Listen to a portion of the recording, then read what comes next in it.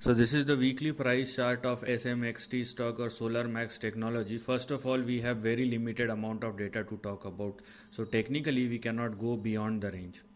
Now the reason for looking at this particular stock is this massive spike with which the stock started moving higher, which is obviously a good sign, but the stock has already moved.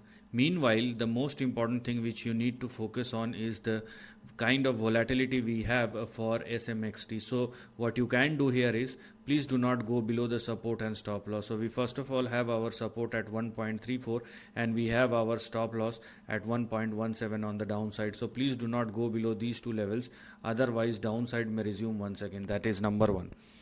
Number two, with this massive spike, if the stock continue to trade and sustain above both 1.17 and 1.34, which by the way is mandatory for the stock, now because it is trading above both these levels, and if it will continue to do so, you will see a continuation of this uptrend, and the levels which has now become active starting with 2, and it can expand or extend up to 2.5 and 2.75 respectively.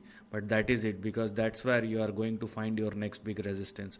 So with this massive spike, what has become active is this highlighted section, and that is something which you need to focus on moving forward. Now if you want to go beyond 2.75 or more, then that requires further breakout. So if you are looking anything beyond 2.75, then you have to wait for the breakout, because technically after 2.75 we have 4.47, we have 5.3, 5.6, we have 7.5, and the stock may retest 13.7, but it will take time. So rather than timing the trend, just focus within this range. After 2.75 we can go for 7.5, and then we can go for 13.7 respectively, but over a period of time. Also please understand that these kind of moves are not sustainable. So this is the end of the video. Thanks for watching.